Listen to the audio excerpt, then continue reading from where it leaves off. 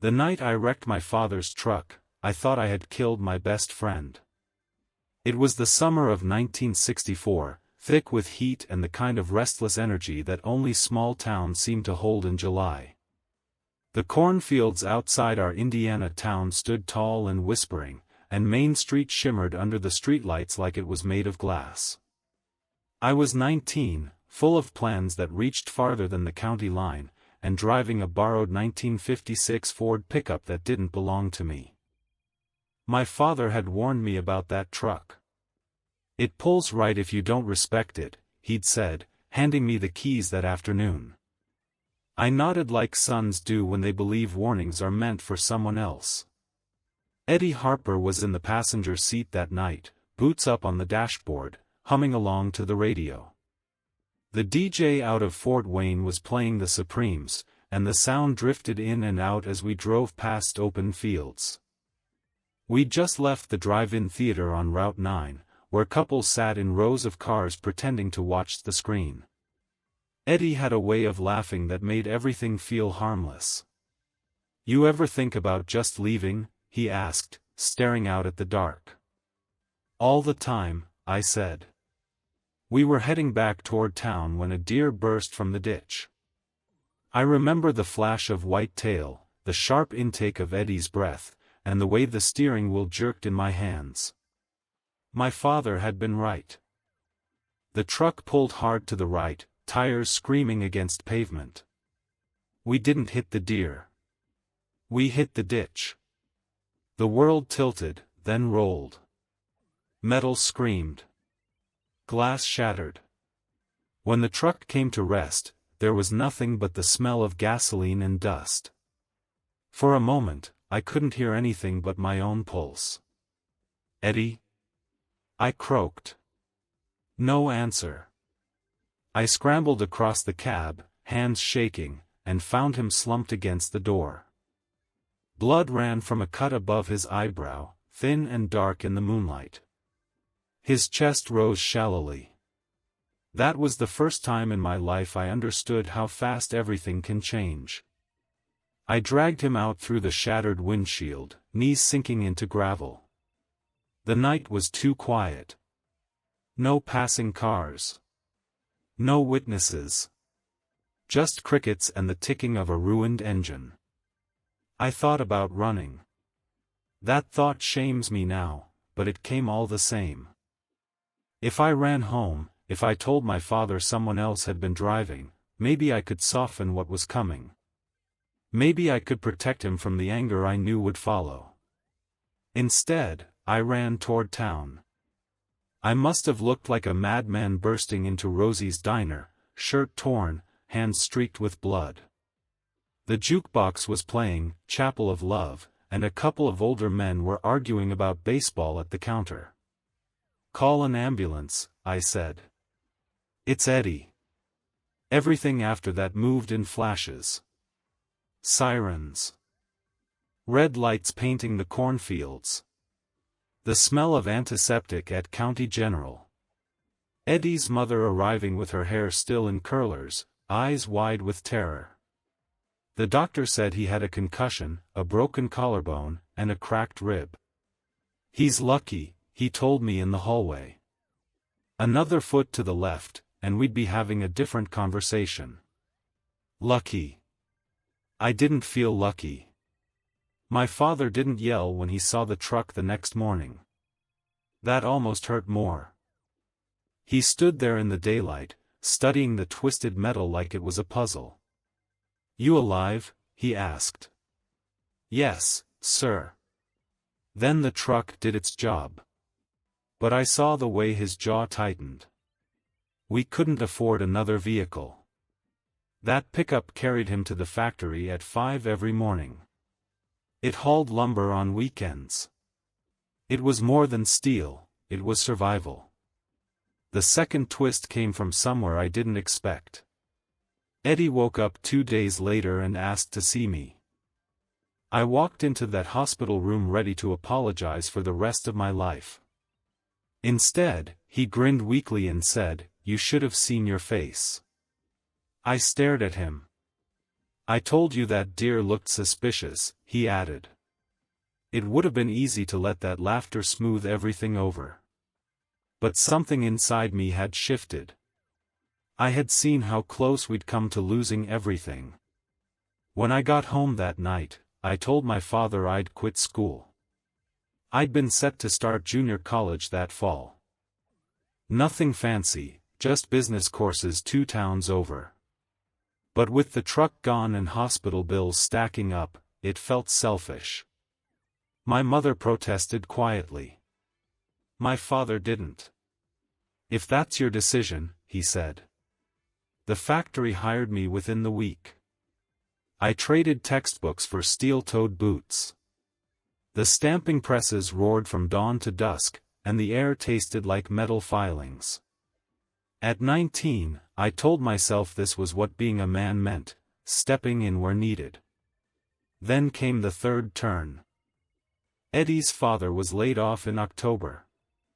One minute he was working the line beside mine, the next he was carrying a cardboard box out the door. The factory had started trimming shifts, whispering about cheaper labor elsewhere. Small towns feel secure until they don't. Eddie, still healing, began talking about enlisting. I can't just sit here, he said one evening as we leaned against the hood of his uncle's Buick outside the diner. The neon sign buzzed overhead. At least in the army, you know what you're fighting for. It was 1965 by then. Vietnam had shifted from headlines to reality. You don't owe anyone that, I said. He looked at me long and hard. Neither did you owe me your future. That hit deeper than he meant it to. By spring, he'd signed the papers. The night before he left, we stood on the platform at the little train depot. Families gathered in clumps, holding paper cups of coffee, pretending departures were temporary things. A radio somewhere played softly, and I caught the scent of diesel and summer rain. Eddie hugged his mother first. Then his father. When he turned to me, the grin was back, thinner now, edged with something like fear. Don't wreck another truck without me, he said. I tried to laugh. When the train pulled away, I felt the same helplessness I'd felt in that ditch, watching something move beyond my control. His letters came every few weeks at first. Talk of heat, mud, long patrols. Jokes about army coffee. Then they grew shorter.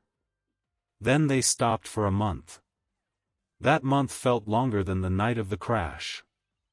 One afternoon, another letter arrived, not from Eddie, but from someone in his unit. There had been an ambush. Eddie had been injured. Shrapnel to the leg. He would live. I read that line twice to be sure. When he came home the following year, he walked with a slight limp and carried a silence he hadn't owned before. We sat in my father's rebuilt truck, he'd managed to piece together another one from parts and favors, and listened to the radio drift between stations. I thought about that deer, Eddie said quietly. Over there. Funny, isn't it? What about it? How quick things change. I nodded. Here's the part one didn't expect, I resented him. Not because he'd left. Not because he'd been hurt. But because he'd seen something larger than this town, something terrible and vast, while I'd stayed behind tightening bolts and punching clocks. That resentment shamed me more than the thought of running had years before. One Sunday after church, as cicadas hummed in the trees, Eddie said he was moving to Chicago. A cousin had offered him a job. You coming? He asked. There it was again, that choice. I looked at my father, shoulders bent a little more each year. At my mother, who set the table every night like ritual could keep the world steady. At the factory that had become both anchor and chain. I can't, I said. He didn't argue. We hugged on Main Street under the blinking traffic light. His bus pulled away in a cloud of dust. For a while, letters bridged the distance. Stories of city noise, of new friends, of nights when the lake wind cut through everything. He met a girl. Got married. Started a family. I stayed. Married a girl from church named Helen who laughed softly and kept geraniums on the windowsill. Took over more responsibility at the plant. Watched the town shift as highways rerouted traffic and young folks chased brighter lights. Years later, when my father passed, Eddie came back for the funeral. We stood side by side in the same church pew where we'd once whispered during sermons. "You ever regret staying?" he asked as we walked past the old diner, now repainted but still humming. "Sometimes," I admitted. He nodded. "I regret leaving sometimes." We both laughed at that. Two men standing in the space between choices. Here's what I've learned, sitting with all these memories stacked up behind me like old photographs: that night in the ditch wasn't the worst thing that happened to me. It was the moment I understood consequence. The moment I saw how fragile everything is: trucks, bones, plans. It taught me that running rarely fixes what frightens you. That staying has its own courage. That guilt can shape you, but it doesn't have to define you. Eddie and I still talk, even now. His voice crackles through long-distance lines, older but steady. We remind each other of the deer, of the crash, of the train platform. Life isn't the road you imagine at 19. It's the one that curves unexpectedly, that pulls right when you least expect it. And sometimes, if you're lucky, you learn to steer not by avoiding the ditch, but by accepting that the ditch taught you how to hold the wheel. That summer night didn't end me. It began me.